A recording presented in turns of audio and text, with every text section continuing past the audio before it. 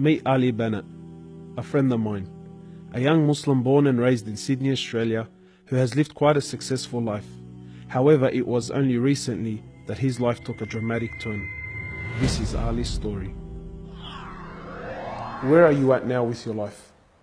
What's happened to you? At this point in my life, wallah,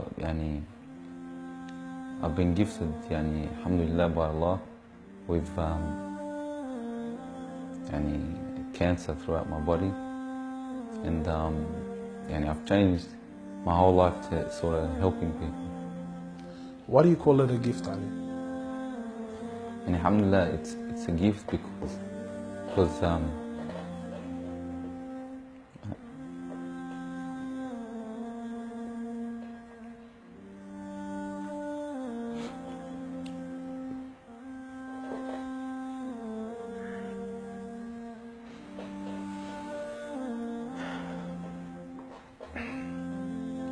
and it's a gift because Allah's given me a chance to change. What has having cancer, what has it opened your eyes to? SubhanAllah, everything in life, even the smallest gift, like breathing fresh air.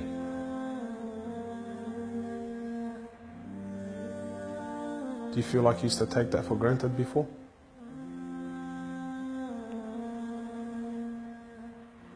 How long have you had cancer? 4 months now. Ali was diagnosed with stage 4 cancer and given only 7 months to live. Upon finding the news, he immediately sold his successful business and was forced to reconsider the lavish lifestyle he was accustomed to. Everything was to change.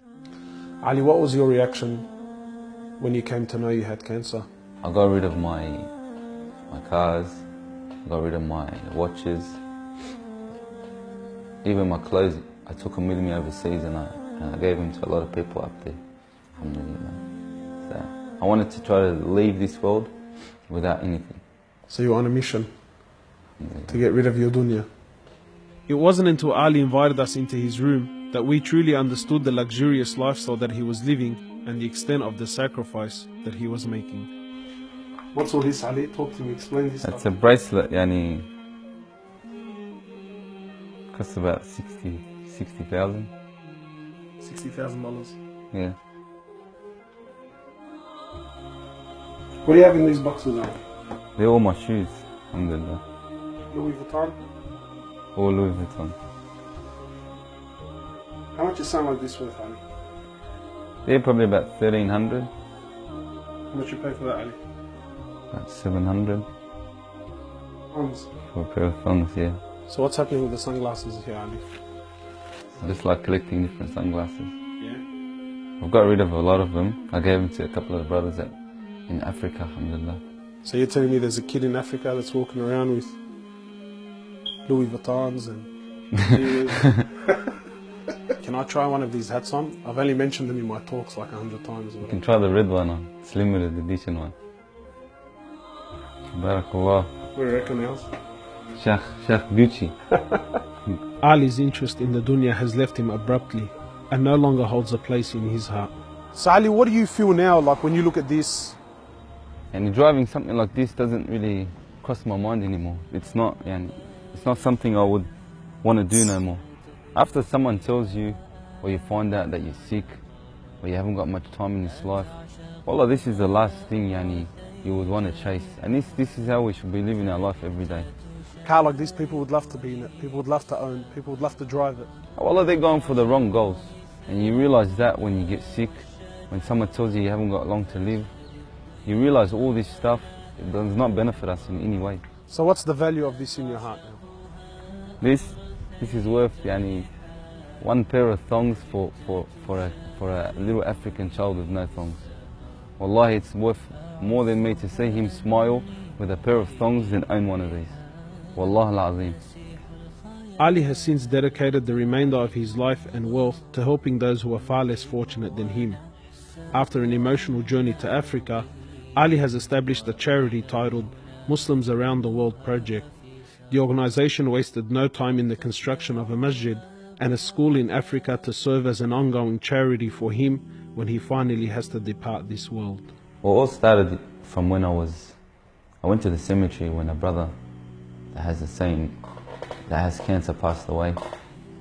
And I was at the cemetery and I was just thinking to myself, you know, after you go, there's nothing.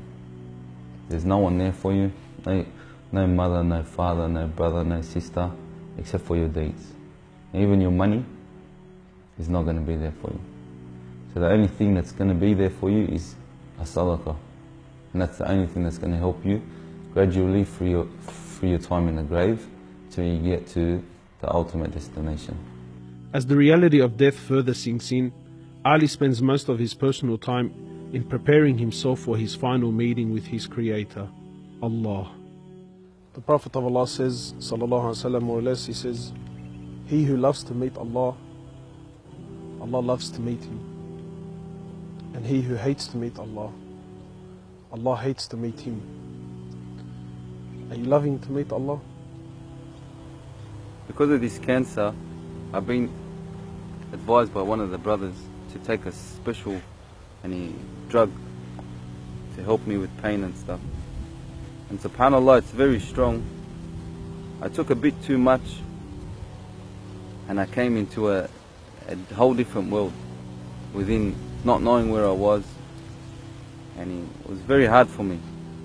And subhanAllah, I actually seen things I've never seen before. And my family were there all standing around me, and I was pointing up and I was saying, Ya Allah, take me. And it was that beautiful what I was seeing, I just wanted to go. And the next day, subhanAllah,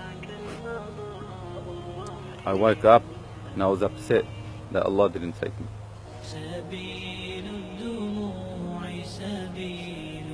Well, I ask Allah subhanahu wa ta'ala to purify you and to give you shifa, and to keep you around us for a long time. Allah, may Allah subhanahu wa ta'ala reward you.